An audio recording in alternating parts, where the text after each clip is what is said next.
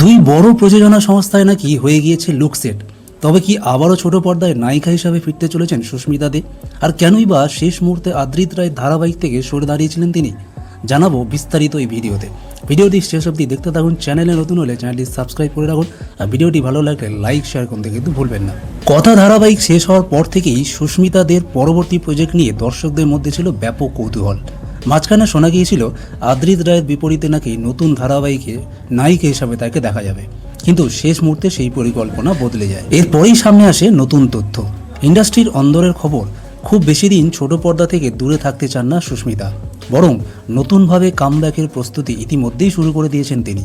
সূত্রের দাবি, জনপ্রিয় দুই প্রযোজনা সংস্থা ব্লুজ এবং অর্গানিকের নতুন ধারাবাহিকের জন্য নাকি তার লুক সেটও হয়ে গিয়েছে, যদিও এখনও পর্যন্ত কোনো কিছুই চূড়ান্ত নয়। অন্যদিকে যে ধারাবাহিকে আদ্রিত রায়ের সঙ্গে অভিনয় করার কথা ছিল সুস্মিতার, সেখানে এখন দেখা যাবে নতুন মুখ অনুষ্কাকে। আর তারপর থেকেই জল্পনা শুরু হয়েছে, কেন সরে গেলেন সুস্মিতা। ইন্ডাস্ট্রির একাংশের দাবি, গল্প ও চরিত্রের লুক নিয়ে নাকি নির্মাতাদের সঙ্গে কিছু মতপার্থক্য তৈরি হয়েছিল, যদিও এই বিষয়ে কোনো প্রকাশ্যে মুখ খোলেননি অভিনেত্রী।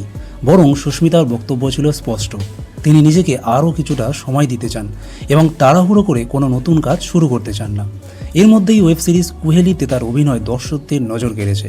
পাশাপাশি অভিনেতা সাহেব ভট্টাচার্যের সঙ্গে তার সম্পর্ক নিয়েও চলেছে বিস্তর আলোচনা, যদিও এই বিষয়ে এখনও পর্যন্ত কোনো আনুষ্ঠানিক মন্তব্য করেননি দুজনের কেউই। এখন দেখার কোন প্রযোজনা সংস্থার হাত ধরে এবং কোন নতুন চরিত্রে আবারও ছোট পর্দায় ফিরবেন সুস্মিতা দে। সুস্মিতার এই সম্ভাব্য কামব্যাক নিয়ে আপনার কি মত? কোন নায়কের সঙ্গে তাকে আবার দেখতে চান? কমেন্টে জানাতে ভুলবেন না কিন্তু। আর টলিউড ও টেলিভিশনের সব আপডেট পেতে চ্যানেলটি সাবস্ক্রাইব করে সঙ্গে থাকুন। দেখা হচ্ছে পরে ভিডিও। ততক্ষণ ভালো থাকবেন, সুস্থ থাকবেন।